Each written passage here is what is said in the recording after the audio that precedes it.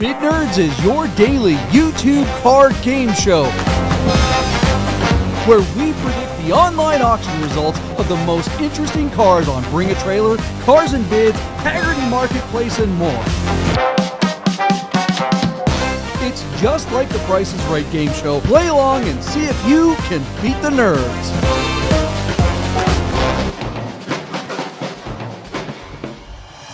Welcome to a brand new episode of BaT Nerds. All right, look at that. That was perfect timing. That really was Instagram perfect. to the YouTube machine. For those of you who are watching on the Instagram, which I think is like nobody, that's fine. You just missed the greatest segue of all time. Yeah. This is the BaT Nerds show. It's the Price is Right for your favorite cars on Cars and Bids, Bring a Trailer, P-Car Market, and more. My name is John Polnick. We're doing the show live from the Container Park in downtown Las Vegas, along with my partner, Michael Deeb, in San Francisco. What up, Michael Deeb? Man, oh man, JP, 99% of the time I wish I lived in Vegas with you guys, but this weekend, all you guys wish you lived out here in San Francisco. Up at Sears Point, we had Velocity International or Invitational.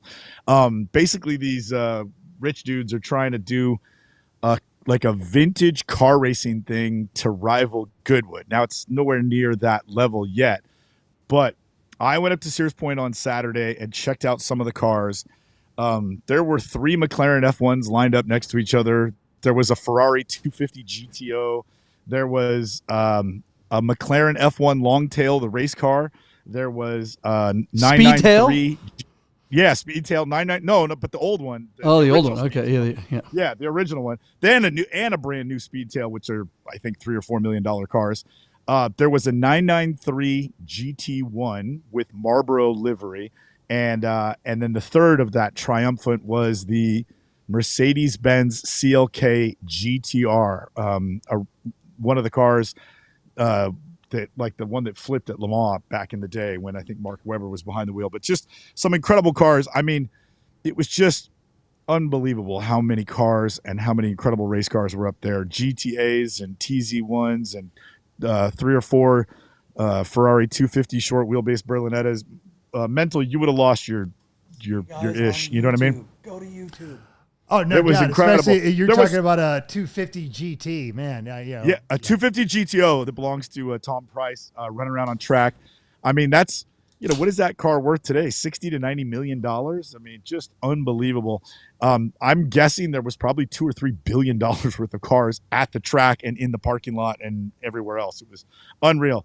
And then this morning, Jason Camissa and his buddy from the Curmudgeon Show, Derek Tom Scott, who works at Isimi here in the Bay Area, they put on a show to celebrate Bruno Sacco's 90th birthday. And Mental, I know you know who Sacco is, but I'm going to ask Wade. Wade, do you know who Sacco is?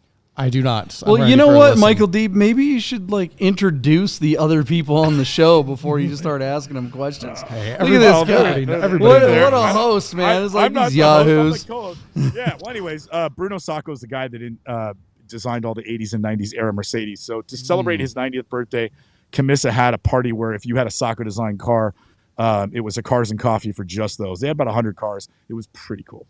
That is pretty cool. That's 500Es. That's not Bruno Sacco right there across from me. That's Wade Bennett. Oh yes, not me. From Tech Daily. How you doing, Wade? I'm good. What's up, Wade?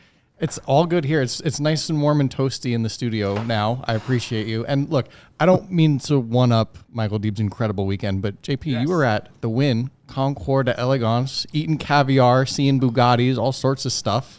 So Speedtails there as well. They had driving Rothman's cars.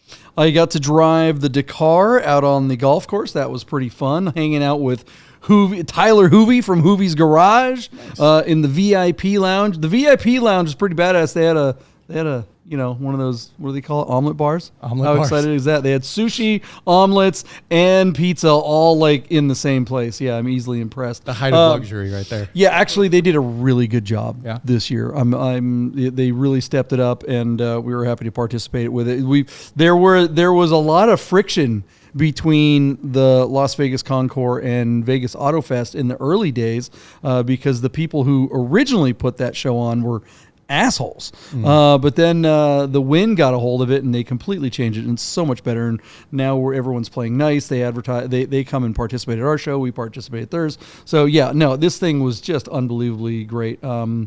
Yeah, terrific show. Mental, how you doing, buddy? I am excellent. I had none of the hobnobbing that any of you guys had this weekend. My good friend Jason LeDuc, local, check out his podcast, The Leader's Mindset.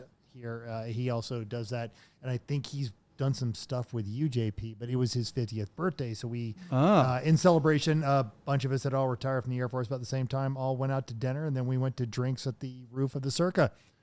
Very nice. That's a great place to do it. Awesome.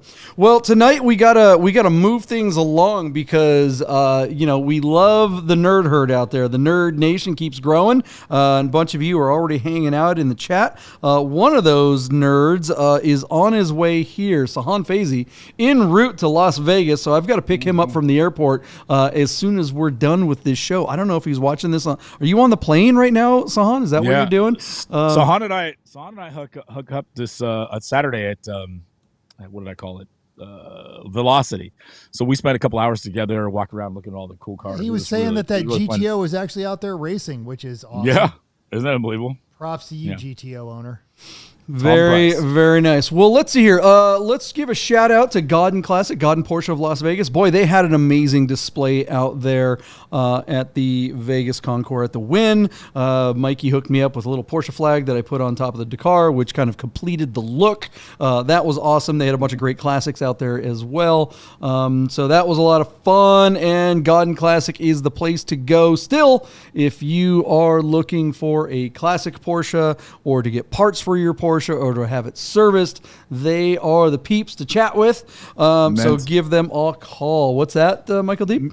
Mental, please forgive our host and partner who thinks a flag completes the look of a rally car instead of a couple of matching open face helmets with intercom systems so they can speak to each other for about the driver's notes. That is not what completes the look.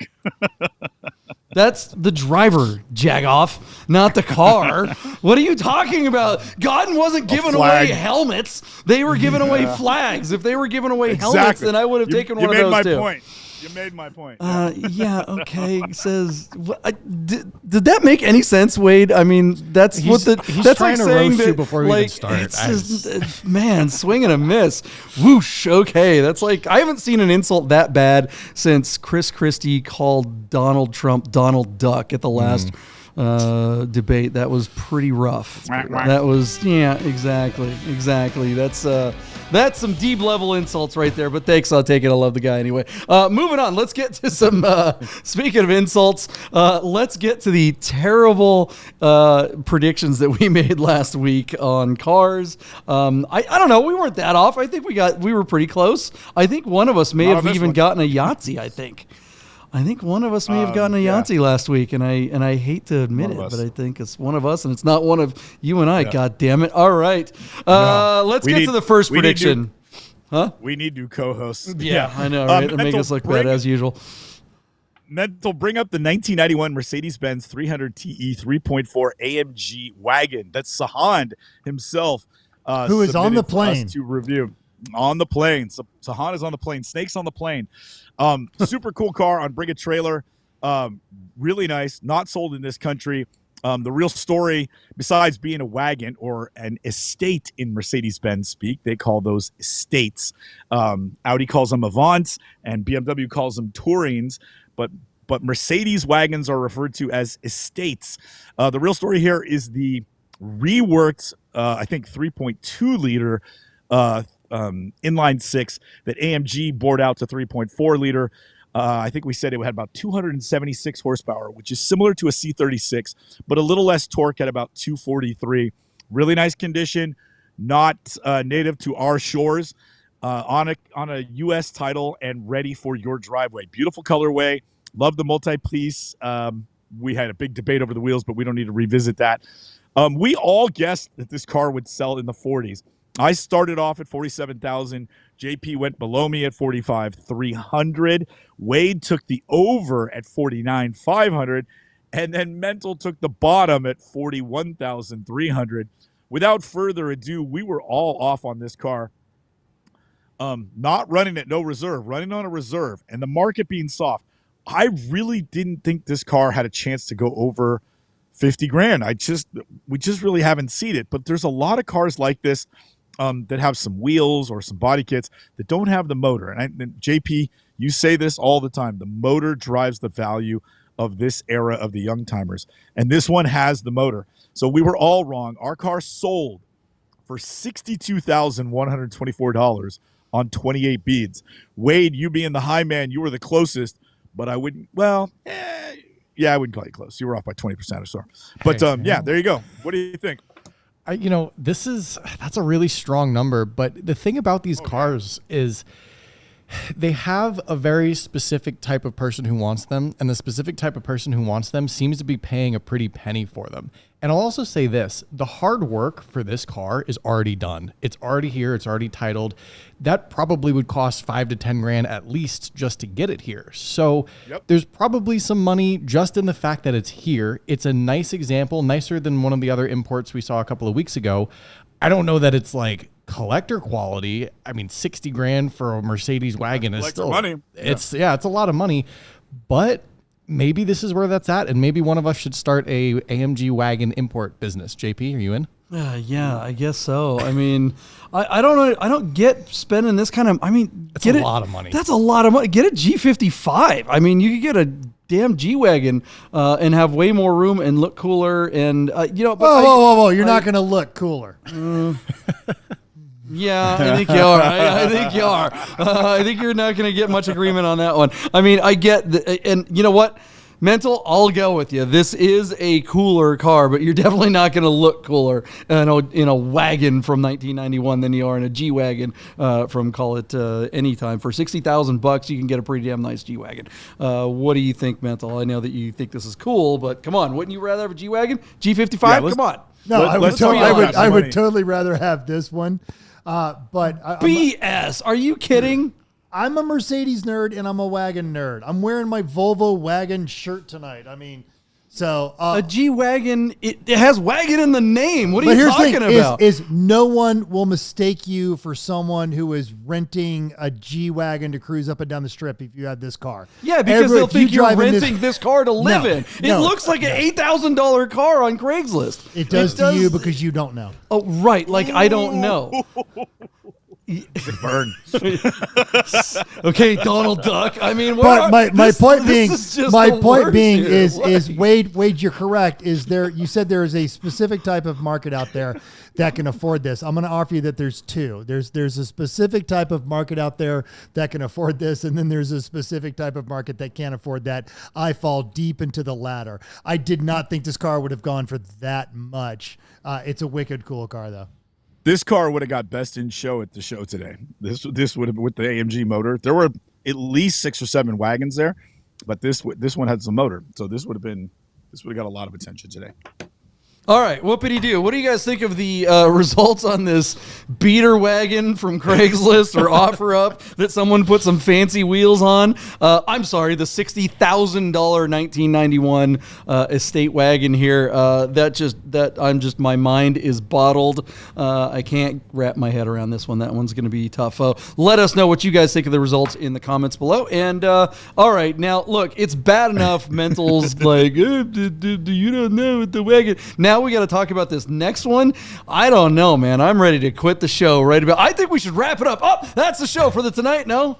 Yeah. All right. I guess we got to go to this next one. What's the next prediction we got to make? Oh, this is going to be brutal. Oh, JP. Hey, Mental, bring up the. Will you bring up the 1987 Porsche 911 Carrera Cabriolet? JP, you'll love this car because it's a cabrio, and you know everything about cabrios. You're so smart when it comes to cabrios. So smart. And those monoblock wheels. Yeah, and those monoblock wheels. On Bring a Trailer is this original owner 1987 Porsche 911 Carrera Cabriolet with Michael Deeb's favorite M491 turbo look package. We all laughed at 17-inch monoblock Borbet wheels. Super nice car with just 50,000 miles. I love the colorway, the black with the light gray interior. That does it for me. 87, of course, is going to have a G50 gearbox. So this is really kind of the best of all worlds. Low mileage, great colorway, special body, and the better transmission. Really nice car out of West Newton, Massachusetts. Might cost a dear penny to bring it onto the West Coast at this time of the year, but probably worth it. And, maybe a great buy while the market is soft so that you can rock it next year. With all that in mind, I started the bidding at $78,000. JP came in above me at $79,911. And then Wade kind of took a pretty strong under, way down at $71,000. And then Mental, who finished it off, came in just above JP at 80 grand even. Our car, unfortunately, failed to sell at $80,000. Mental got a Yahtzee. Show some respect. Don't you have like a button for like some kind of like celebration thing? So he's gonna give us a laugh track, is what he actually. Okay, there you go. He gets the applause. Look, there's things to talk about on this auction, and it has nothing to do with the car. The thing that we all freaked out about last time, and I know Wade has a similar take, is that Wade looked at this. Conspiracy theory. Yes. Wade, tell us what you noticed while we were discussing this car. So first off, let in the week. Let me say I'm glad my conspiracy theory didn't pan out, because nothing ruins an auction faster than a fat finger, misbid, misclick something. I thought, based on the pattern of bidding last week, it went from $7,500 to $78,000 in one bid with days left. And I thought maybe there was something weird about that. A misclick, a fat finger, somebody did something that they didn't want to do. And there were people in the comments asking, are you sure you bid this much? Is this correct? Please let us know. I'm relieved to see that seemingly the bid wasn't pulled. Maybe that person just outright said $78K is all the money I want to spend on this car. I'm putting it out there, whether it's the last minute or 3 days before. We see that nowadays, people putting out all the money they want to spend a couple of days before. They don't want to do the bidding war. They don't want to go back and forth, which is fine. But I feel like we all thought that maybe this was a 60 to 65K car, somewhere around there, and it was just kind of odd. And the other thing that's odd is the fact that this car did not sell at $80,000. So well, yeah, that was where I was going to take it from here. How much more money is there? There's two things that we have to figure out. It's like, one, because we still don't know. I mean, that guy that bid at $78,000, XR Deviate was the bidder name. Days beforehand, I don't think he ever responded to whether or not that was a legit bid. And I still maintain you're right. I still think you're correct. I think he just screwed up. Yeah, go ahead, Deep. You have some information on that? Well, you just had the wrong handle. It was BB Mac, and he never bid again. BB Mac is the one that made the $70,000. Oh, gotcha. Bid, okay, so was it the seller that is XR Deviate? Is he the seller? Am I looking at that wrong because it's yellow? No, the seller is Rob 13. He's not why is the XR Deviate 78,000 seems like it would be a steal for this? That's weird. Okay, so now I'm confused because it's a yellow comment and I'm looking at it quickly. Aren't yellow comments usually the seller? What are yellow comments? Yellow comments are. Yeah, so we're having a moment here. So there's so many questions here. Completely broken listing, apparently. Completely broken listing, yet, yes, we all agree that $78,000 was all the money for this car, yet it still got more bids. A couple of guys went back and forth at the end, and the high bid of $80,000 somehow didn't buy this car. I'm just absolutely flabbergasted by that. That makes no sense. This is a very nice car, but I don't think it's a $80,000 plus car. So there's a whole other conversation about the market that we can have. But what do you think happened here, Mental? Even though you got it right and it didn't sell. Oh, dude, I got nothing on here, but I do want to give a shout out to the Nerd Herd because I've got 3 people that agree that the AMG wagon is cooler than this car. Than this car? Yes. Sahan says, and I quote, and let me bring that up here.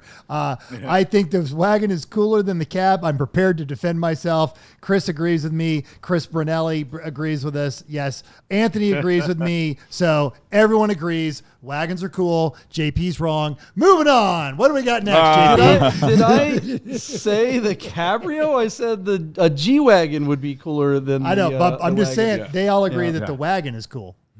I didn't say the wagon wasn't cool. I just said it wasn't that cool. Well, just to weak sauce. juxtapose the result. And we did get some. Randy has given us the insight on this one. Gray is the seller. Yellows are liked comments more than 5 times. More than 5 times. There you go. But See, that's the thing. We never do any research, so we don't read the comments. I don't understand, and I think the seller missed out. They really just missed a chance to take this money and run. But I am going to say this. I have demonstrated my ability to drive other people's 911s, and if you need this transported across the country, my services are available for a fraction of what you would spend on having a shipper do it. So everyone who was about to call you for that service is he'd rather drive the wagon. No, you're out. You're getting fired. They're like, this guy can't appreciate a real car. I like to see you, Sahan, driving down. Go pick up a date with your wagon versus any 911. Give me a break. No one thinks the only kind of people that would think the wagon is cooler than a wide body M491 911 or a G wagon for that matter are nerds. I mean, there it is. And the nerd herd is a nerd herd. It's a herd of nerds. And I love them. JP, I love them for it, but they're wrong. Sahan's argument will be that he could fit an entire harem of dates in the back of the wagon. But so Sahan also had the best. Sahan what woman would get into a wagon? It's not a cool one. But we need to stop and acknowledge that Sahan has now won the comments for the night. Okay, what do we got? With this comment right here. Here we go. But the you got to say it. I'm sorry. So he's saying the seller started smoking weed when he bought the wheels for that car and has since lost his mind, and hence the no sell at $80K, which is the most logical explanation of the entire auction of what happened with this one. Yeah, I mean, I think I remember reading that he had bought those wheels like a year or two after. I mean, those wheels were hip wheels in like 1989 or something like that. And he didn't keep the original. He just was like, "These are it. I'm tossing the other ones. Screw them, Fuchs. No one will ever want them things." Oh my gosh! So, I don't get it. What do you think the reserve was on this car? I mean, does it matter? Unreasonable is what the reserve was. So just a couple of weeks ago on BAT was that 1987 cab in Cassis that had like 78,000 miles, true mileage unknown, and that car sold for 81. This car FTS'd at 80. So I'm guessing based on that result, they gave this guy again an $85,000 or $90,000 reserve, which makes no sense to me. If this car comes in, this has to be like a $70,000 or $75,000 reserve. So BAT, I think, look, the market is softening really fast. But I feel like BAT's agents are not keeping up with the downward trend, and they're granting their customers unrealistic reserves. And, of course, they don't pick up the phone and ask you to lower the reserve. That is entirely on you. This is not P-car market. So if you and BAT could hang your listing out to dry with a bad reserve, and I think the onus on that, because everybody thinks their car is worth more than it actually is, the onus on that is the people that work for BAT. And I think they're doing kind of a shit job recently. Well, but there's a latency. I mean, when the guy listed this car, it was probably a month and a half ago, and some things have changed since then. I mean, we've definitely, like you said, we're seeing all kinds of. I mean, just forget. I mean, this whole softening thing. Okay, sure, but it's also freaking November. Nobody wants a convertible. Yeah. So what the hell were they thinking? Especially, it's an East Coast car, I thought as well, from Massachusetts or something. Like, so nobody's gonna be like, I'd love to have a nice convertible when it dumps snow for the next 3 months. Right. If it's May and you're sitting there on BAT and you're going, oh my gosh, I want a convertible for the summer. Oh, look at that one. It's on the East Coast. I can drive it to the West Coast, have a road trip of a lifetime. Hell yeah, let's do it. But if it's sitting in a garage somewhere and you can't even get it onto a truck, what the hell? Look, the market isn't just softening. It's just the time of year. We're going to the holidays. I think it's going to be tough to sell stuff like this for the next couple of months. And that's just no matter what the economy is doing. I don't know. What do you guys think? Let us know in the results. Let us know in the comments below. And we'll move on to the next car. This next one was a little bit of a weird one here. This is a shout out to Buddha. I had breakfast with Buddha this morning. He was talking about ballsack, and we brought up the truck.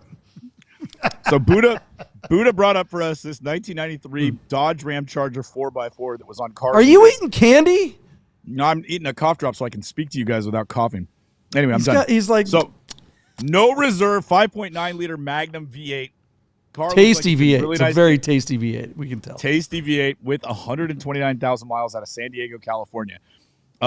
Look, we just don't see cars like this very often. This particular model ran for a really long time. This is right at the tail end of it.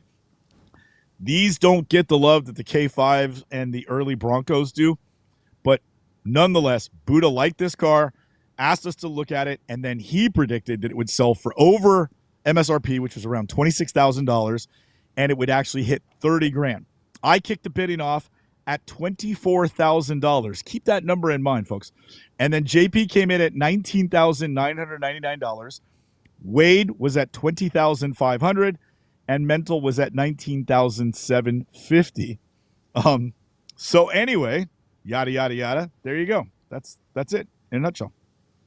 That's it in a wanna know the nutshell. Yeah, let's know. What happened with this thing? It sold for $22,500, and JP wrote in the remarks that he won. And I'm like, dude, you're not even in. You're in third place. I won. Me and Wade actually split on that because we're both. I think we're both $2,000 away, which is pretty funny. Actually, I'm trying to gaslight you guys, see if it works. We're both close. $1,500 away. Whatever. I can't do the math, but Wade and I are equal distance apart from this particular car. So there you go. That's the result. What do you guys think of that? It didn't quite make MSRP, which is what Buddha predicted. But do you think that's a fair number for the car? And do you think that would bring more Dodge Ram Chargers to market? Yeah, I mean, considering no one knows what this thing is, I mean, we all thought it was a K5 with, well, I'm not going to make that joke, but it's a car that has no nostalgia factor. It's neat when you look at it, you're like, yeah, okay, I guess this is from the 90s or something, but I don't remember one of these ever. So why would anyone want to buy one in that interior? Holy shit. It is in unbelievably good condition, but ballsack leather tan, not my jam. Wade, what do you think? Yeah, I agree with all that. Super nice truck. I mean, they detailed that top to bottom. They made it look as good as showroom new as possible with over 100,000 miles. But like you said, this is a truck that like looked the same for like 25 years. So you don't know if this is from the 70s, the 80s, the 90s. You don't even know what it is by looking at it. I think it probably got all the money and then some. I mean, it almost hit MSRP, 20-something grand, and you probably got a decent truck for 20-something grand, but you really have to like this specific truck to enjoy it. And I don't know that many people who go out and are like, I'd love a Dodge Ram Charger from mystery year from 70 to 98, any year. I mean, I'm sure there's people out there and somebody got a really nice truck for that price. Cheaper than any truck today. I mean, that's for sure. Yeah, that's for damn sure. Anthony, he's watching from Our Smiths, good friends of ours, up there in Idaho. If you're looking to trying to figure out what time it is and if it's time to get your watch serviced, give Anthony a call at Our Smiths. But he makes a pretty good point. He says that there is a market for this car, and it's firmly in the Chimo market. If you like children in a creepy sort of way, this is your truck. I think we nailed the marketing here. There's a little box that you can check on the Facebook when you're Mental. Free you candy. like this truck, right? Free candy. Not anymore. Not after that comment. Nope. Not even going there. All right. Are there any Jeffrey Epsteins out in the audience that like this truck? Let us know in the comments below. And let's move on to the last prediction we made last week. We have new predictions coming. So if you think this is an ish show, just wait to the new ones we got to make. All right. What else did we screw up on? So Honda also petitioned us to look at this 2009 Porsche 911 Turbo on Bring a Trailer. Oh, well, there's your problem. Sahan We're listening to Sahan.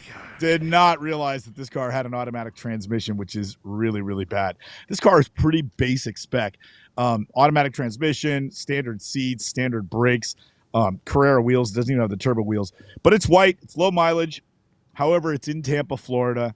And I was really bearish on this car. So I started off the bidding really low at $59,000. JP, you were the high man at just $63,997. Wade basically agreed with you, went $63,300. And then Mental slotted in, just above me at $59,500. Our car did sell on 25 bids, but for a whopping $74,000. And I got to tell you, JP, I am shocked at that result. Like, I know I was the low man and I was bearish on this car, but $74,000 seems like a lot of money. To me, it feels like for just a few more $1,000, like 85 grand, you could get a slightly higher mile manual car, and I'd much rather have that. That number to me really doesn't make sense when you look at this car. I mean, did the mileage drive this? Because I'm not getting it. I really don't. What do you think is up? Yeah, I mean, I don't know why this car brought so much money. We definitely agree on that. But I mean, I don't think you do have to pay significantly more to get a manual. And I mean, they're definitely still firmly in the mid 90s or sometimes even higher. But a higher mileage one. Say it had, like, this is 32. Let's go 64,000. Yeah. If this car had 64,000 miles in a manual, wouldn't it be like an $85,000 car? Yeah, no, I think it'd probably be about that. I mean, you're talking about twice as many miles. I mean, but I would I'm with you though. I would rather have the twice as many miles and three pedals than I'd pay 10 grand more for the miles. 1,000 miles and a Tiptronic. I mean, this is just an awful transmission for this car. So I don't know who wanted this thing. The funny thing is too, you could get a Cabrio with a manual for less than this with lower miles too. I'd rather have that. I'd rather have a Cabrio than the Tiptronic. I mean, anybody that would spend this kind of money on this car, I don't know who they are, other than it's in Florida. I don't know. What do you think, Wade? Yeah, that's the only explanation. Florida. Honestly, I mean, it's probably going to go to somebody who doesn't know a difference one way or another. Yeah. And you said that, Wade, when we looked at the car a couple days ago. You said exactly that take. Yeah. I mean, that's a ton of money. I can think of 10 other non-Porsches I'd rather have for the 70 to 80K range. I mean, this is a scoop of vanilla ice cream, if that. Like, yeah, it's still ice cream, I guess, but you're not going to feel good about eating it, and it's not really dessert. Yeah, it's froyo at best. I don't know. I like froyo. What are you talking about? Sherbet. It's like ice cream made with like margarine insteid of butter. Yeah, it's those Halo Top ones. Low calorie frozen ice cubes. That's it. Ew, gross. It's like ice cream made with crushed dreams. Okay, you got to be able to, if you're going to do it, you got to get the whole thing out. You got to get the whole thing out. Oh, you got look at all I just feel bad for the nerd herd. Nerd herd, thanks for hanging out, you guys. You guys are awesome. All right, what do you guys think of the results of this kind of pitiful car? We all hate it. Who cares what happens to this? Sahan picked better cars. Let's come back right after this with way better predictions. We'll be right back. Hey guys, I gotta tell you about our friends Godden Porsche of Las Vegas and Godden Classic. If you're looking for a new Porsche or a classic, you gotta call our friend Steve at Godden. This guy. Save yourself the hassle of screwing around with all the auctions like we always talk about and just talk to Steve. He'll find you the classic Porsche you're looking for. Godden Porsche of Las Vegas. If you don't subscribe to Bid Nerds on YouTube right now, I'm gonna shoot this 997. If you said, wait, that's a 996, you're a nerd. So subscribe to the new YouTube channel, Bid Nerds. Get those nerds! That's where you start talking, JP. Yeah, I'm doing something. How you guys doing? We're back. I thought there was a Guys Customs thing on there, but I guess I didn't load it up. Yeah, all right. Well, welcome back. We're making predictions. The Price is Right, only with cars. What's the first car on the list? Michael Deeb.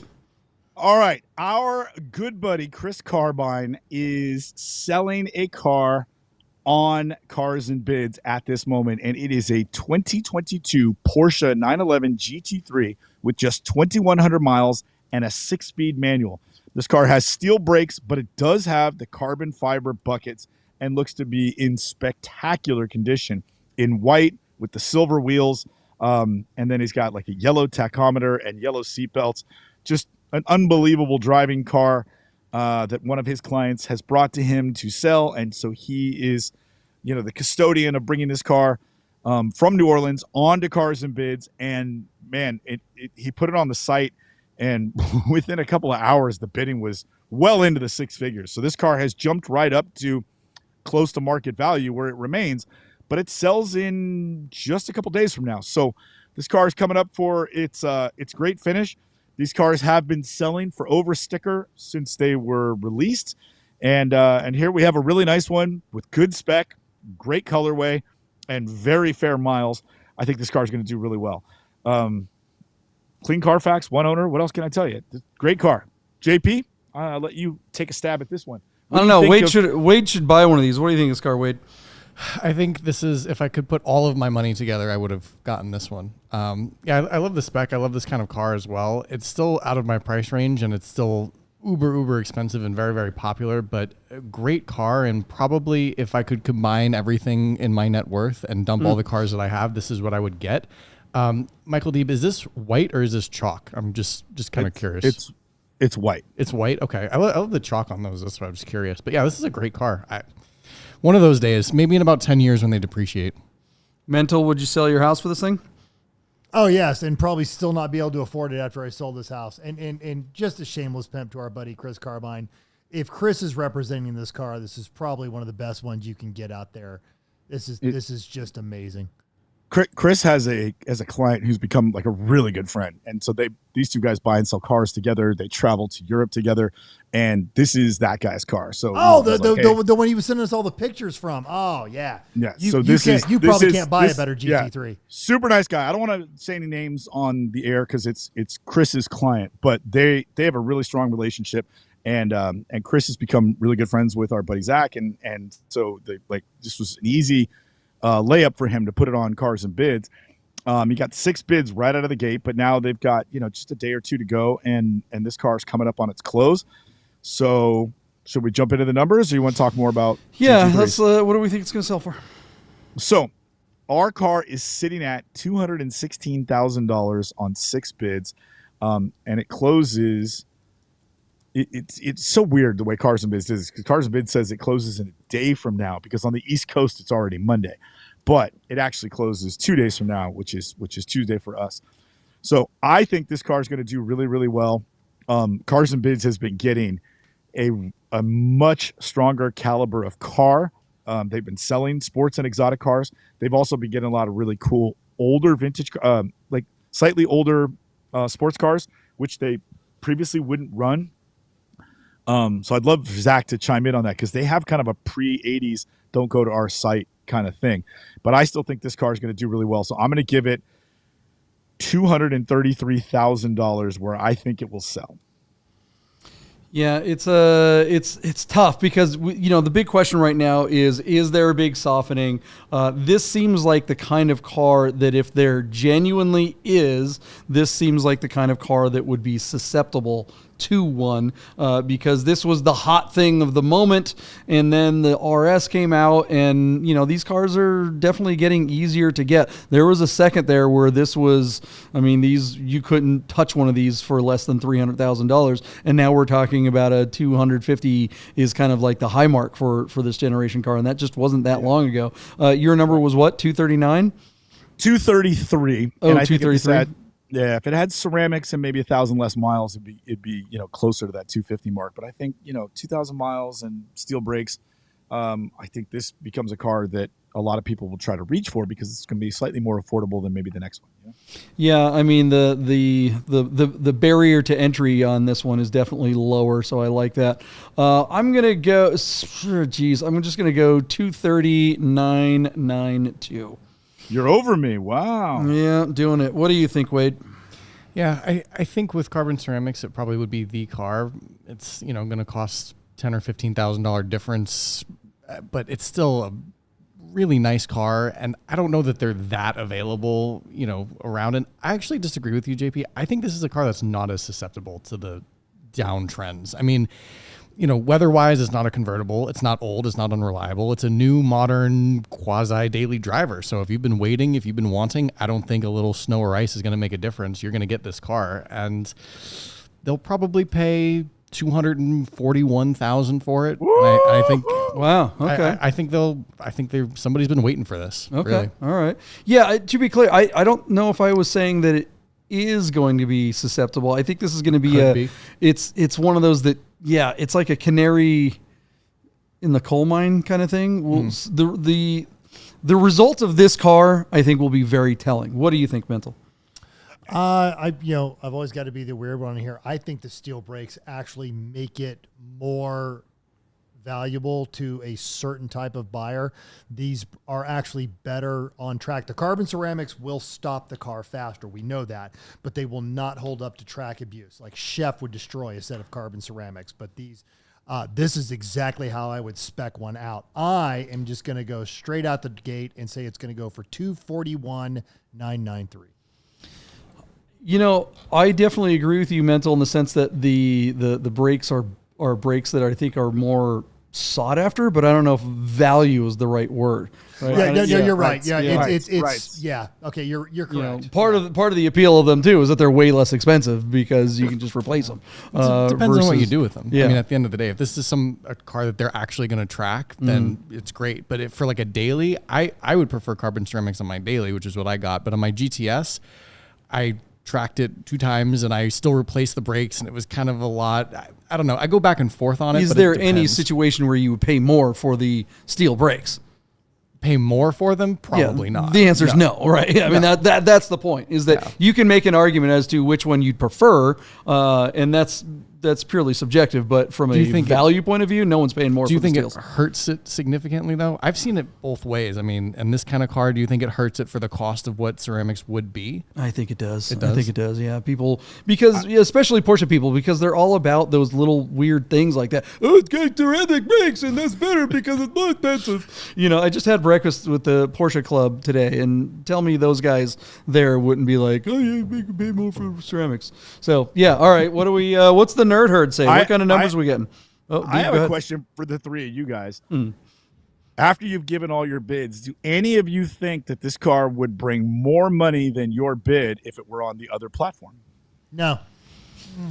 No, I think the other thing that hurts this car is color. I mean, look, it's, white. I like white. Again, this is one of those, this is definitely the spec that I would want, but Porsche nerds want the blizzard green crap, and they want the bright colors, and they want the chalks, and they want the ceramics, and they want the things that they just don't matter. They want a number on it. It's a limited edition stitch on the steering column that you can't see. Oh, I'll pay extra $20,000. Porsche people are freaking morons when it comes to value. So I think this car, even though it is the car that I think most of us in this room, in the studio, and on the show would prefer, I just don't think it's the version that people will pay a whole heck of a lot of money for. Yeah, I think the version of that car would go on Bring a Trailer and not Cars and Bids. I think for Cars and Bids, for somebody who wants like a really nice example of a car they may otherwise don't have access to, and maybe still going to pay a pretty penny for it, but is not like the super high spec, really intricate. They're going to be in the comments talking about this thing and that box they didn't check and all this stuff.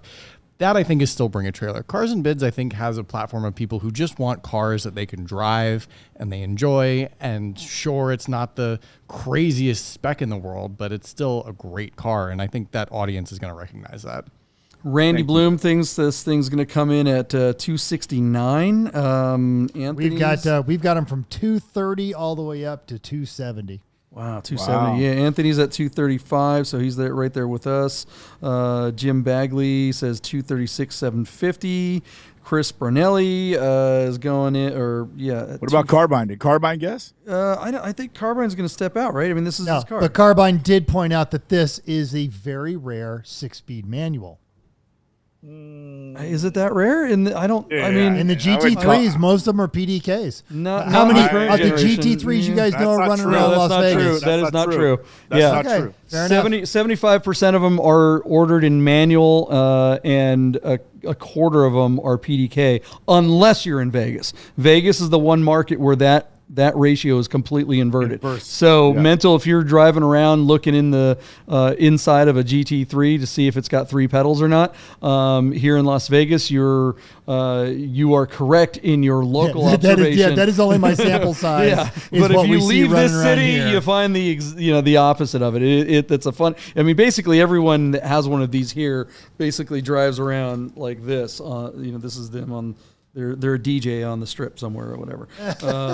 So they don't need to know how to drive. They just have their little PDK BS.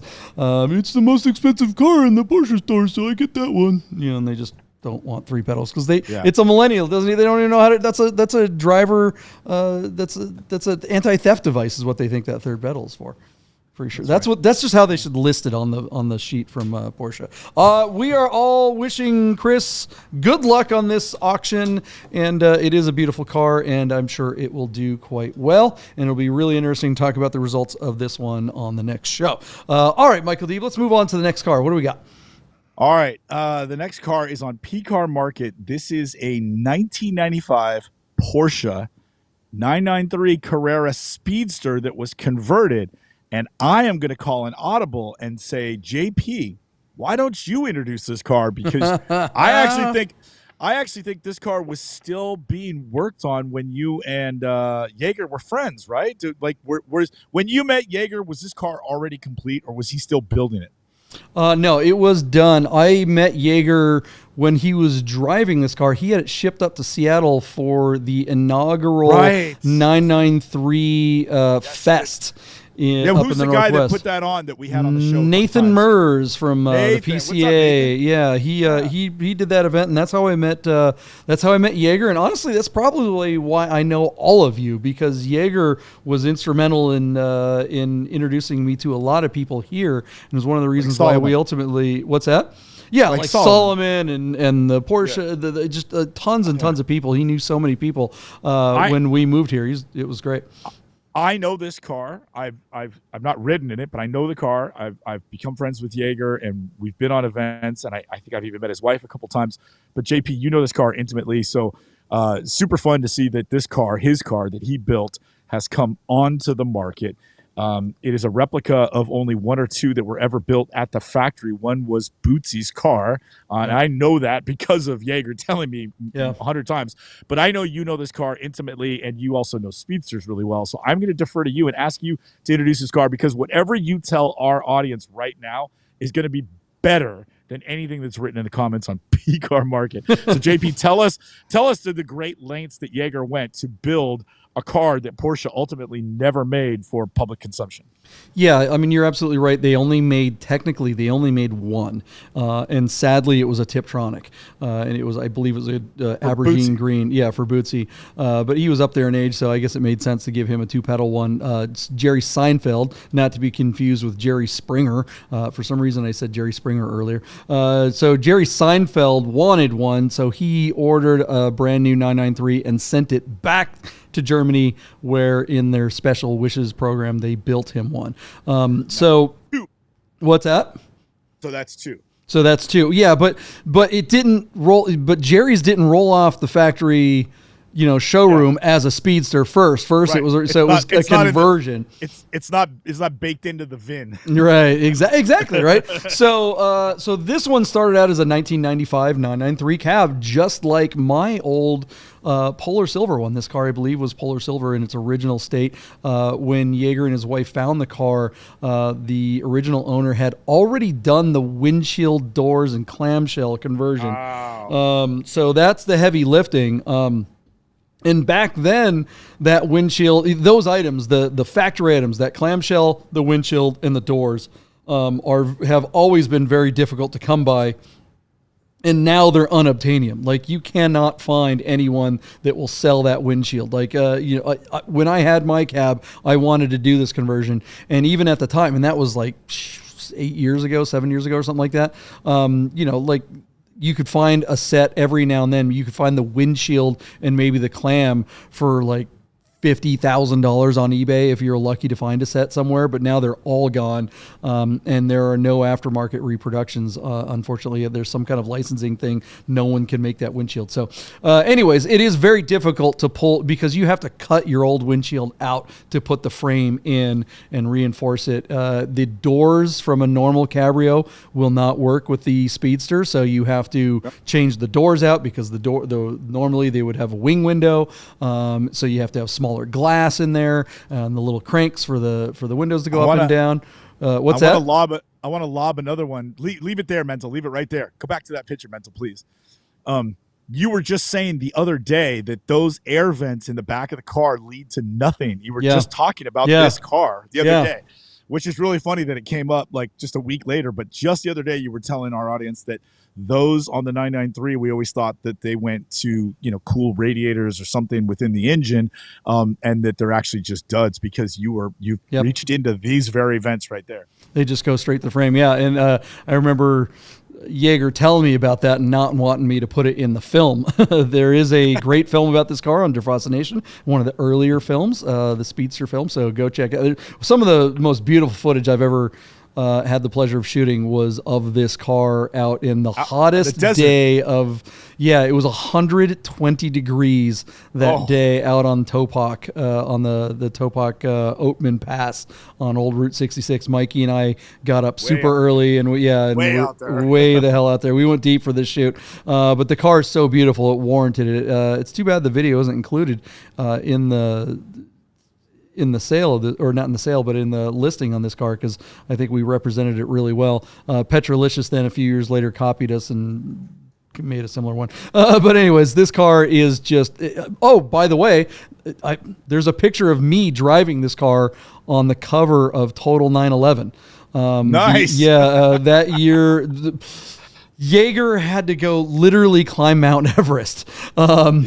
And so he's like, hey, the magazine's going to come and do a photo shoot. Can you drive the car while I'm away? And so I'm like, I look like a total, like my face was so puckered up when I was driving this thing. Can you guys hear that audio out in the audience? I don't know. You might want to, but there's the video. There it is. He's pulled it up. Yeah, you can go full screen on that. Yeah. Mental, did you ever meet Jaeger? I have not. Oh, you'd get a kick out of him. I mean, he's a weirdo, but like he's super nice guy. He's super nice guy, but he's former military, and he's like. Oh no, he's current. He's still in the reserves too. He's a freaking colonel, man. Yeah, is he really? Yeah. Yeah, he's a badass. Yeah, like Mental looks like jet fighter pilot for real. Yeah, like he could take you down with a pencil. Like he is just. This car is immaculate. They wanted to make sure that it was as close to factory as it could possibly be. So no expense was spared. Every last detail was paid attention to. But I will say we went to Monterey Car Week one time, and we did Carl's Drive, and he railed on that car. So he drove it like he flew his fighter jets. What do you think of this car, Wade? Is this something that appeals to you? It does. I actually am a big fan of Porsche Speedsters in general, and I'm learning so much hearing you guys kind of talk about this car and the build and everything, and I'm super curious. So this is a car that is based on kind of a one of one or one of two car, right? So where do you guys see the most value? Is it the build? Is it the parts? Is it the fact that you cannot replicate this? Because it seems like even if you wanted to make a Speedster of a different year, of a different model, of a different something, you probably couldn't. And this is based off of a car that barely even exists anyway. Is that like appealing to people who like these cars, the fact that it's based off of something that's so unique? Or is it just the fact that you couldn't replicate this even if you had all the money in the world? Correct. It's the all parts. the above. What JP was saying is that the doors, the clamshell on the back, which is kind of like a tonneau, and that windshield, they all have Porsche part numbers. And you cannot, if you call up Steve Thiel, Steve Thiel at Porsche Las Vegas and tell him you want any one of those three and you'll pay whatever it takes, I don't even think Porsche will make them for you. Like Porsche has a program where they'll make you just about any part. I don't even know that they'll make you those parts. And if they will charge you an it would be almost probably six figures for the three sets of parts, and it would probably take 3 or 4 years. Wow. My guess is that they would only do it for you if you owned a 964 or a G-body Speedster. I doubt they would do it for you for your 993. They're not going to make or your those last parts. name was Seinfeld. But Seinfeld has one, so the only real one, right? So the only way that Porsche is going to go is to do it is if it's a replacement part for a factory built car, but because these parts are the exact same parts from the G body to the 964 to the 993, because as most of you guys know, the Speedster was originally planned for the 964, not the G body. They decided to bolster G body sales in the last year. Before the 964 came out, they were like, well, we have these parts sitting here already. Let's try to see if we can sell some of those. And it was a huge success. So So yeah. And the reason why they did the thing for Seinfeld, one, it's Seinfeld, but two, he sent them the car and a blank check. Yeah. So that's why. Special wishes is everyone refers to special wishes as if it's the wishes of the client. It's the special wishes of the executives at Porsche who get to buy another yacht because these dudes are spending all the money and granting the wishes of Porsche stockholders. Mental, we didn't ask you. What do you think of this car? I can't say anything that you guys haven't already covered. This thing is just incredible. It is beautiful. I love that this got into the details of it, and it's like your film. It really highlights not the uniqueness in the sense that the car was built, but in the just absolute attention to the spirit of what a Speedster is. This is incredible. This is the kind of car that if you show up to a concours, like a Porsche concours, that the judges will be like, wait a second. I mean, it's that good. It is that spot on. It'll make a judge who's supposed to know everything about Porsches go, wait a minute, I thought there were only two of these. Did I miss something? It's that good. I only needed one email from Jaeger to realize he's the most attention to detail human being I have ever met on my entire life. This car is like his swan song. Like it's his opus. Like he nailed everything. It's really, really cool. Mental, will you pull up on the listing the very first photograph where it's it's the top photo before the bucket of photos at the top of the listing? In front of them, a handful of seconds here. Keep yammering away there, folks. I believe you're talking about this guy. Nope. Well, no, it should be the one above that. Above that, it's the car. Same position, but facing the other direction. All right. Just scroll through from there. Just go. It'll be like in the first 3 or 4 photos. Keep going. Click. First click, 3 or 4 because we're on 15. What are you guys doing? Oh man, this is how to kill a Go back. show. I'm gonna be rude. This is boomer tech support right here. I can't do it. right. I can't do it. Well, anyway, there's a photograph. Let me see if I can give you the number for it. Mental. It is. 1 second. There's a photograph the guy took, and there's somebody in the reflection of the window, and PCAR Market used it as the lead photo. I mean, that's par for the course, isn't it? That sounds like It's one step away from feet. It's number 6. Number 6. Can you see that guy in the window? Yeah. On photo number 6, that's the lead photo, and look at that guy right above the hood in the glass. These photos are terrible to begin with, but that photo as the lead photo is so PCAR Market. That is Market. Yeah. Garbage. Yeah. That is absolute garbage. So, all right, jumping into the value, our car closes in 2 days. And it is sitting at $66,993 on 4 bids. Before we even get into this car is on the wrong platform, period. I'm guessing they either didn't call BAT or they called BAT and BAT wouldn't agree to what I am assuming is going to be a wild reserve, which we will all learn in 2 days when this car winds up in the chum bucket, also known as the deal tank.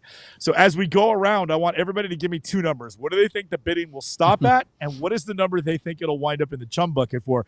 Because arguably that guess could be more exciting than where the bidding will stop. I'll start, and I haven't given this any thought at all. It's at $66,000.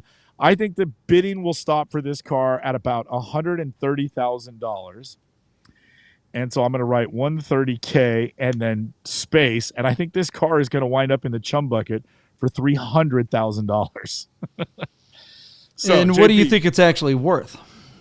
I think this car is worth, I mean, God, dude, you couldn't build it again. I actually think this car, in the heyday, JP, this car might have been over $200,000. I think it's probably still a $200,000 car, but we're in a soft market in winter, and he's trying to sell it on PCAR Market. So it's worth a lot more than 150 grand. 175 seems harsh. So I'd say this car's probably worth about $185,000. But I think this was a $200,000 car, and at the right time, this car could bring $250,000. But that time is not now, and it's not going to be next summer. Yeah. But I'd say this car is worth about $180,000-$200,000. Yeah, I would agree with that. Yeah, I know that it did sell at one point somewhere in that quarter-ish. I'll just say that because I don't know if I'm. Anyways, that's fine. I mean, so well, I'm right. And look, I mean, we've seen cars like the Flying Hawaiian car, get darn near 300,000. We've seen a lot of like Singer wannabe type builds get in that over 300,000. A year ago or last summer when things were still really hot. I think this car is in that qualification. I know it's just a factory 993 engine, but this car is just that nice. I would rather have this 993 than a real 964 Speedster or G-body Speedster. I would absolutely be happy to buy this quote unquote fake or replica or tribute, however you want to call this thing. I'd rather have this one. This is definitely the best version of any Speedster ever. And that includes the Gunther Works thing. I hate the Gunther Works thing. That looks so stupid. It's terrible sensibilities on that car. Even though the performance level would just blow the wheels off this, but that's a $750,000, $800,000 car. Yeah. So, anyways, I mean, so my number, I'm with you, Deep. I think it's going to get I think it'll get up to, I'm going to say a $145, 993, and then say Chum Bucket. Yeah, what did you say? 300? What? I'll go 299 because they'll try to be cute. Because I was going to say 300. What do you think, Wade? Yeah, give me two numbers, Wade. I really don't know. I mean, it's such a shame that it's on this platform because the thing is that photos are terrible. Yeah, I mean they look nice at a glance, but the platform is the big thing, and you gotta wonder like what went wrong. Like, did Car Market do something to entice them, or did they just not know?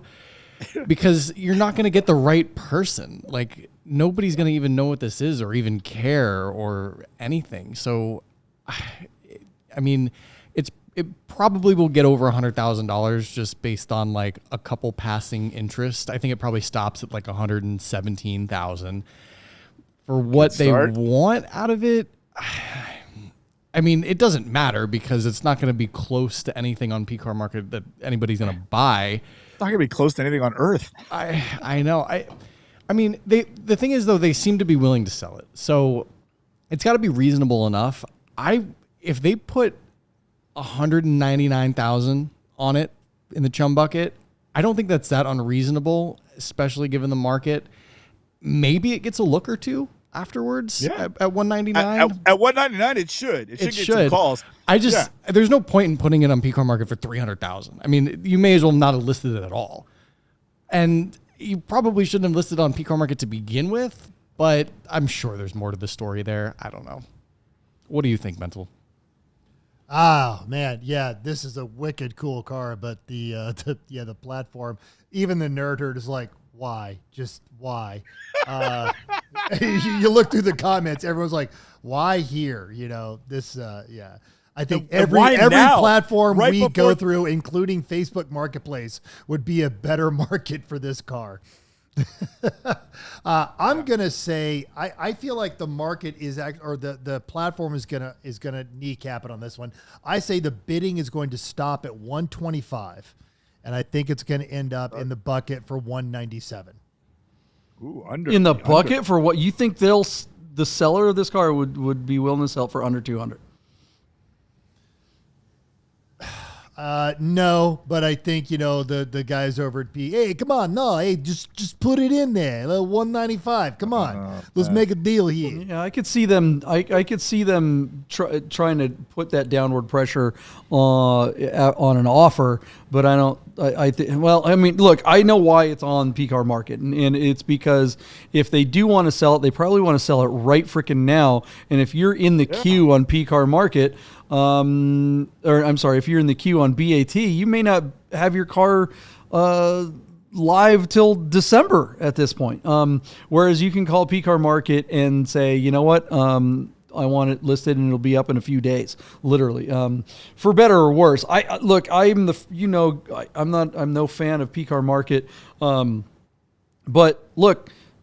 The Flying Hawaiian had a better result on Car Market than he did on BaT. Granted, what's that? Yeah, I'm sure it was a video of my film. But hey, this car has one of my films as well. Honest, I mean, they're not using it in the listing. They should. Yeah, I mean, you went from. I mean, Flying Hawaiian got 270 something for his car, and it only got 250 on BAT. And we all think that's seasonal, but I think BAT as bad, or P-car market as bad, and as much as we can't stand them, I don't think they're that bad. I think they do still get eyeballs, and I think that people do look at the chum bucket, and they do actually move some cars out of there. And whoever the seller is, I'm guessing this particular seller is way more connected than any of us. And frankly, his email list probably has more qualified buyers on it than all of BAT and all of P-Car Market. And all he wants to do is basically put it up for auction and get the 8 or 9 or 10 people that he knows that want it to facilitate. He wants those 8 or 9, 10 people to go bid on this thing. And it really doesn't matter what platform it is, because they'll go to whatever platform he says to go, and they'll do it on Tuesday instead of on a Friday sometime in December. Accepting everything you said is absolute truth, and I have no fault with any of it. I think Anthony really hit the nail on the head. All those things he wanted to accomplish could have been done with Haggerty. If only we knew That's someone. Not true. Hold on. Whoa. I look, I know where you're going, and we want to help out deep here, but that's not true. If you want to be on Haggerty, you got to jump through a lot of hoops and Haggerty has a lot of those hoops to protect sellers, but you've got to send your title in. They have a 2-week gestation process. Their auction isn't a week, it's 2 weeks. You still got to get, I think with Haggerty, the soonest you're on, if you called our good friend Deeb today, is what? The end of the month, sometime maybe before December, Deeb, and it's definitely not going to close before December. This guy needs to sell it right now, and he has a bunch of people that want to do it, and he doesn't want to negotiate, so he's like, hey, my group of a dozen people, just go bid on the thing here and shut the hell up, and who cares about normal people. Do you think that would hurt it though in the end? No. Look, if you're one of those dozen people that want this car, you want a shot at it, and you know that there's a handful of other people that want it too. Do you think he has a number in mind? Like, do you think it would have been better for him to just say, all right, I want 300,000. I send it out to a dozen people. Whoever comes back with the best counteroffer calls it a day. Yeah, I just don't think he gives an F. I think he's just like, do you think this is risking seeing this car now online forever with a high bid of, let's say, 115,000? Do you think that hurts it? Not if those 8 people are there for bidding on it. Not if we're totally wrong and this thing goes up to $280,000, which is entirely possible. I'm putting out a theory. Everyone's asking why would he do this, and I'm giving you an answer. I don't know if it's the right answer, but I think that if that's the case, if he does have a short list of people that have been asking him for it, and he doesn't want to play favorites. If Michael Deeb wants to buy my car, and another good friend, I was going to say, I don't know, Mental, but he's not really a very good friend. But if someone else that I actually considered to be my friend, just kidding, Mental. Wow. Relax. I know you don't have the money. See, that was another dig. I was just kidding about that one. I'm such an asshole. If I had 2 very good friends that wanted my car, which I don't have any friends at this point. I wouldn't want to have to play favorites. I wouldn't want to go, Deeb, no, I'm going to sell it to Wade, and that would make Deeb feel bad. And if I said, Wade, no, I'm going to sell it to Deeb, that would make Wade feel bad. And we don't care how Mental feels. Right. So it's like 3 more cars to get to, JP. I don't know. Yeah. We're gonna skip at least one of them. Sahand is at the airport on line 1. I'm looking at the clock. We will be cutting this one short. I guarantee we will not be getting to a freaking Lancia. Whoever put that on the list. All right. How dare you, sir? Yeah. Cool car. All right. Let's do the BMW real quick, and this will be real quick. This was a repeat offender.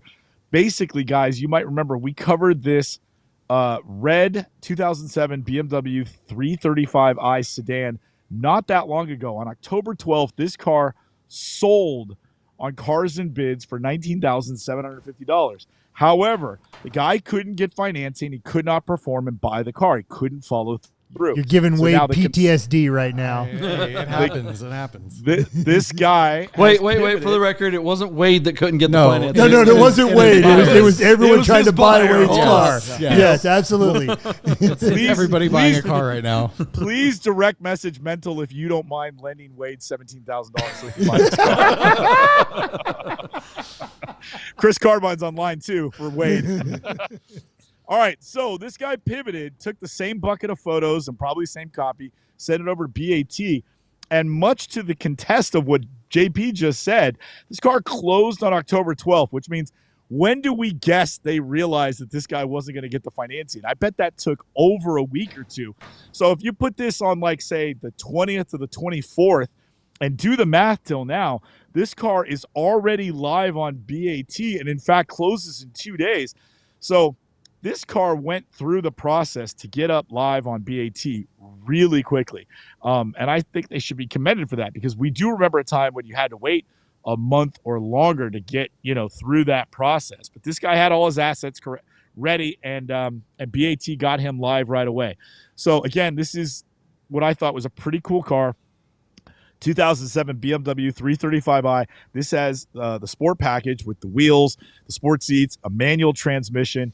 It showed 57,000 miles, and it was out of King of Prussia, Pennsylvania. So now the car is on a bigger platform. Do we think it sells? And it's running at no reserve. I'm sure BAT made him do that. But do we think it's going to bring more money than the 17 it achieved, although didn't follow through? Sorry, $19,750 on cars and bids. Our car is sitting at $10,600 on just 7 bids, and it closes in 2 days. So at $10,600, and he's trying to get to 19.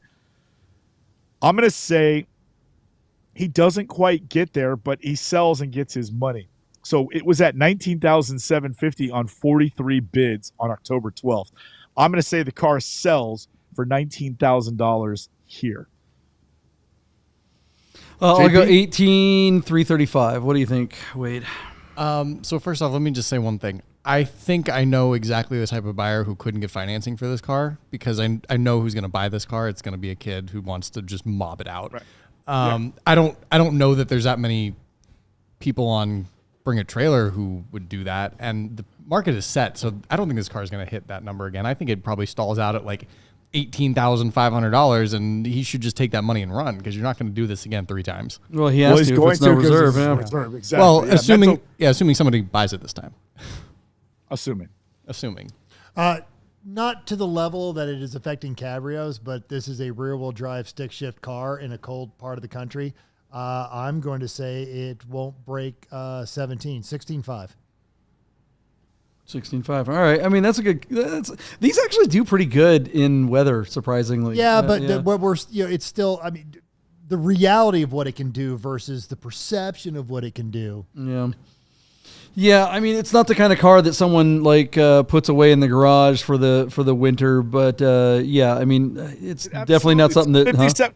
It's got 57,000 miles. It absolutely has been that car that they. I said it may have been, but it's not the one that you do, right? That's not what it's not the kind of car that someone gets, and I think that this person didn't put this car away for the winter. I think they just didn't drive it much. I think it was just someone that worked from home or whatever.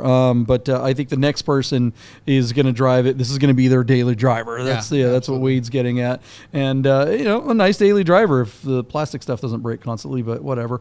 Yeah. All right. Well, we'll find out in a couple of days. We got one more car. No, let's go. We're done. That's it. Michael D wants to get the heck out of here because he knows he doesn't want to be ished on a Lancia. How did that even happen? This is a beautiful car. So have you never seen the Chevy Chase Classic Modern Problems? This is a wonderful vehicle.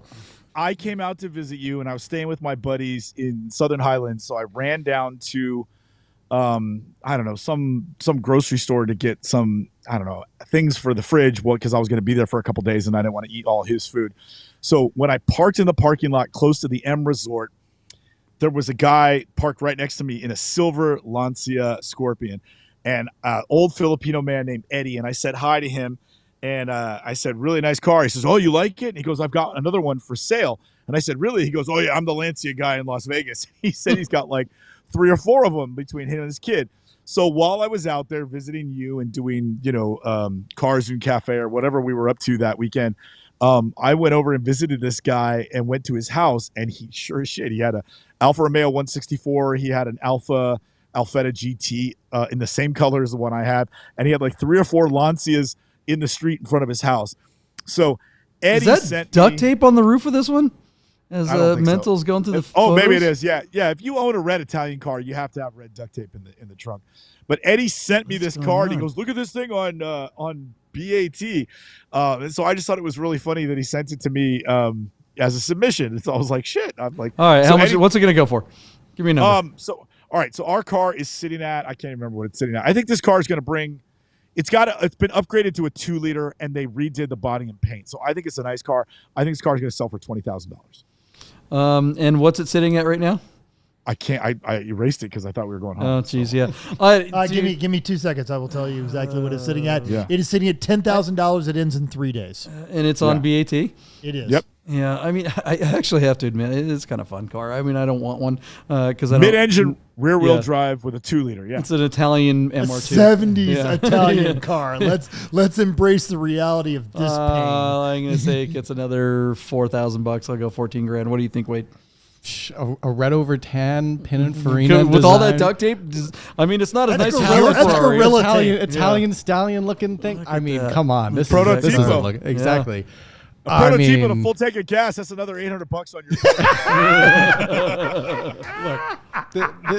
This is a $24,000 car all day, and somebody's gonna really enjoy it. Oh, wow. All right. Thank you, Wade. I And love you, Wade. More and more each day. Mental, how much will you be bidding on this car? I do not share his enthusiasm. This is an amazing car, but the market for these all died off because they were all smoking unfiltered Marlboros for years. It's going to be a great car that will get absolutely dusted by a Kia Spectra from a stoplight, but someone's going to have a lot more fun. But I don't think it's going to break $17,000. This is another That's 16.5. a good bid. That's a good bid. 16.5. Yeah. Good. All right. Hey, Sahan, have you landed yet? Are you on the ground? Because I guess I'll be on time to pick you. I don't even know what airline are you landing on? I got to go pick up this guy. Hey, He's at Terminal 2. Thanks. Yeah. Everyone that's ever been to Vegas, Yeah. that's a funny joke. Yeah. All right. That's, Well done, D. AKA the strip club down the street where you can meet me there. All right, guys. It's always fun hanging out with you guys. It's a fun Sunday episode. This was a of the great Bid Nerds. interaction from the herd. The herd was on point this tonight. We didn't Was give them it? enough 'Cause love. you didn't I guess show- we, You didn't share any of that. We didn't know that. Oh no, doesn't those know comments were going all through the whole time. They're still talking about it, and of course, because it's not a Mercedes wagon, Sahan had to comment on that Alpha or on the on the Lancia. Mental. You had one job. Read the comments. No, JP's I've seen- jobs. I've I seen- put them on the screen. That's my job. I'm asking Sahan what airline he's on, and I'm looking at the comments, and all he says is slow. Okay. Doesn't help. I can't. I mean, does that mean? Let's see here. I think that means get an Uber. He's got a bid at 16,230. I think there's a little latency up there on Spirit Airlines or whatever. Flying in on School bus in the air. All right, guys. Again, big shout out to our good friends over at Godden Porsche of Las Vegas, Godden Classic. They're awesome. Also, our friends up there in Idaho at Our Smiths and Anthony. Give them a holler if you got to fix a watch. Actually, you know what? He's got a couple of watches in stock. He was just sharing Tell with him me. to get a list. I think Get a he's list. got a Run vintage it. Sea Dweller, and he's got a really nice. Yeah, that's got Deeb's name That's all me, over that's it. me. Are we Yeah. about to Like start a doing Sea Dweller. watch nerds on Tuesdays and Thursdays Yeah, now? I think so. And I know he's Yeah. got a vintage. I don't think it's that old, but I think it's a 90s Submariner, just a blackface, perfect Submariner. But he man, it's all his stuff is amazing. So check out Chrono Nerds. Chrono Nerds. Chrono Nerds. There There it you is. go. Chrono Nerds. All right. Well, there it is, guys. That's another episode. Thanks for hanging out. We love the Nerd Herd. Actually, you know what? I'm going to shout out. We've got Chris. We got Ted in here. Look, Ted's making bids. Holy cow. Randy Bloom. What's up, buddy? When are you guys going to start up a watch party? Not watch like for watches, but like a Bid Nerds Nerd Herd party up in Idaho. We've got so many fans up there in Idaho of all places that they could totally do like when all the football fans go home after Monday or Sunday night football, they can go and do a Bid Nerds watch party. I think that should happen. Jim Bagley's hanging out. Thanks, guys. Hey, JP, let me ask you a question. Anthony, Chris, Ross. Oh, hey, Ross, what's up in some other continent? Yeah, go ahead. Yeah. Hey, when I was living in Vegas, we used to pretty regularly go out to the LA car show the first week of December, like right after Thanksgiving. And we would make like a Newcomb's Ranch and a what's his name, a Professor Run, and then we'd go to the car show and see the Porsche booth and make a whole weekend of it. Are you guys still thinking about doing something like that? Should we rendezvous in Southern California for that, or for the Toy and Lit show, the Toilet Show? LA Auto Show, the beginning. Oh, the LA Auto Show. I think the reason why we always did that was because it was also the same weekend for a couple of years there. It was the same weekend as Radwood, and I think Radwood was this weekend. In LA. Yeah, I think it was today or yesterday. Yeah, it was. Ben went to that and he said it wasn't the same because we weren't all there. Of course. So if there was something more than just the auto show, I would say yes. But I think at this point it's going to be we're not going to see anybody there till Toilet Show in February, I guess, unless something else happens. But I think, it's pretty much the car season is kind of done. We're going into the holidays. We're going to keep doing Bid Nerds. There's still cars being auctioned. But I just, unfortunately, if there's going to be any events, make it happen here. We got F1 coming here next week. How screwed up is traffic here? It's going to be bad, but whatever. Hey, put Sahand up and he'll stay for the weekend. Yeah, I think he will. I'm gonna put him at Rami's place. Rami's got more room. That's what I told him. He said he had a room till Wednesday. I said, just go stay at Rami's house and then he'll have a big party on Saturday night. Right? They can just sing karaoke for 5 days straight. Totally. Because that's Rami's jam. All right, guys, we're gonna wrap it up. Thanks for hanging out. See ya. Peace.